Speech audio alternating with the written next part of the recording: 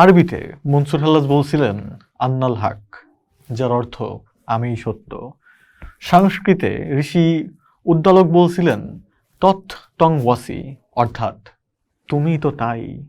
ল্যাটিনে Rene Descartes বলছিলেন কোগিটো ERGO সাম, মানে আমি ভাবি তাই আমি আছি। পাঞ্জাবিতে সুফি দার্শনিক বুল্লে শাহ বলছিলেন বুল্লা কি জান আমে কন, অর্থাৎ বুল্লা আমি নিজেই জানি না আমি কে, আর আমি জিজ্ঞেস করতে চাই এই আমিটা আসলে কি?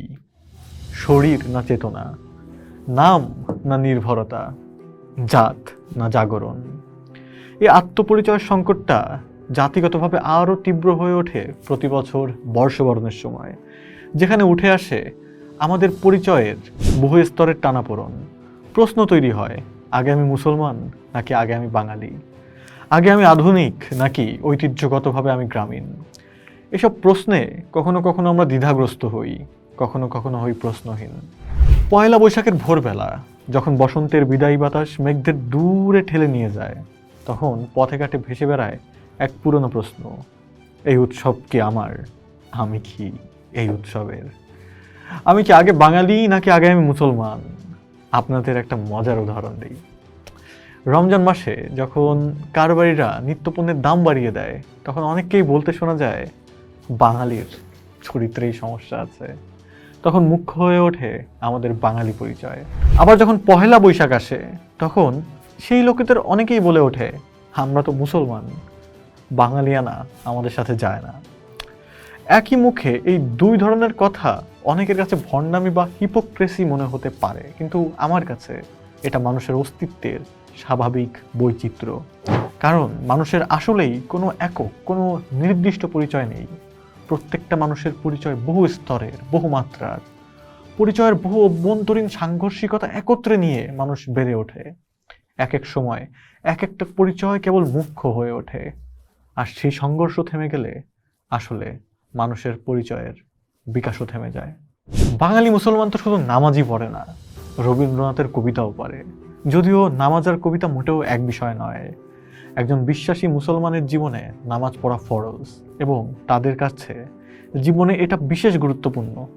কিন্তু নিজেদের বিশ্বাস কাঁধে রেখে যখন তারা মনে মনে পড়ে আমাদের ছোট নদী চলে বাঁকে বাঁকে, বৈশাখ মাসে তার হাঁটু জল থাকে, এটা পরে মূলত নিজেকে খুঁজে পেতে। একজন পূর্ণ বাঙালি মুসলমানও স্বাভাবিকভাবেই নিজেকে খুঁজে পায় বৈশাখ মাসে হাঁটু জলের ভেতরই। এটা তার সিদ্ধান্ত নয়, এটা তার বাস্তবতা। কিংবা ধরুন দয়াল নবী সাল্লাল্লাহু আলাইহি সাল্লামকেও যখন বাঙালি মুসলমান তার গানে সুর দিয়ে শ্রদ্ধা জানায়, তখন সে গায় পাল তুলে দে মাঝি হেলা করিস না, ছেড়ে দে নৌকা আমি যাব মদিনা। খেয়াল করুন, সে যখন নবীজির রওজাতেও যেতে চায়, তখনও সে ভাবছে নদী আর পাল তোলা নৌকার কথা, সাথে করে নিয়ে যাচ্ছে নদীমাতৃক বাঙালিত্বকে।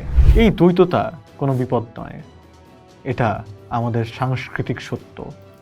মানুষের মধ্যে একাধিক সত্তা সহাবস্থান করে, তাদের মধ্যে কখনো সংলাপ হয়, কখনো সংঘর্ষ, কিন্তু এই সংলাপ আর সংঘর্ষের মধ্য দিয়েই মানুষ তার পরিচয় নির্মাণ করে। এই বৈপরীত্যই মানুষের পূর্ণতার সম্ভাবনার জায়গা, কারণ বৈপরীত্যের দ্বন্দ্বই মানুষের বিকাশ ঘটায়। বৈপরীত্য বুঝে সমন্বয়ের পথ খোঁজা এক জিনিস, আর কপটতাকে আগলে রাখা আরেক জিনিস। যেমন মুখে এক মনে আরেক। মুখে বলছি ধর্মের কথা, কিন্তু ধর্মের যে ভালোবাসা সম্প্রীতির মর্ম, অন্য বিশ্বাসগুলোকেও শ্রদ্ধার সাথে দেখা, সেটাকে যখন পাশ কাটিয়ে রাখা হয়, তখনই শুরু হয় সংকটের, তখনই হাজির হয় পরিচয়ের রাজনীতি। যেমন যখন কেউ এই বৈচিত্র্যকে অস্বীকার করে কেবলমাত্র নির্দিষ্ট পরিচয়কে সামনে রেখে বাকি সব খারিজ করতে চায়, সমস্যা শুরু হয় তখনই। এই বৈশিষ্ট্য আমরা খেয়াল করি কেবল নিজেকে বাঙালি মনে করা কিংবা কেবল নিজেকে মুসলমান মনে করা দুই গোত্রের মাঝেই। অতি বাঙালিত্ববাদীরা যেন মুসলমানত্বকে মনে করে বাঙালিত্বের সাথে সাংঘর্ষিক কিছু, আবার বিপরীত শিবিরেও ধারণা একই রকম, খারিজি। তারা কেউ ইতিহাস দেখতে আগ্রহী না, সংস্কৃতির গতি বুঝতে আগ্রহী না, জায়গা দিতে আগ্রহী না কোনো বৈচিত্র্যকে।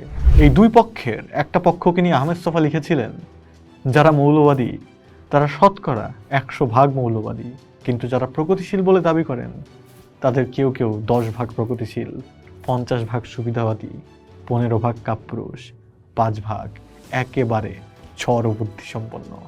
আরেক পক্ষকে নিয়ে আহমেদ ছফা বলেছিলেন, বাঙালি মুসলমান সমাজ স্বাধীন চিন্তাকেই সবচেয়ে ভয় করে। তার মনের আদিম সংস্কারগুলো কাটেনি, সে কিছুই গ্রহণ করে না মনের গভীরে, ভাষা ভাবে অনেক কিছুই জানার ভান করে, আসলে তার জানাশোনার পরিধি খুবই সংকুচিত। আসলে প্রশ্নটা দাঁড়ায়, কিভাবে আমরা নিজেদের মধ্যে এই বহু স্বরকে ধারণ করব? আমরা কি পারবো আমাদের মধ্যে থাকা আন্নাল হক থেকে তৎ তং অসির মাঝে সেতু নির্মাণ করতে?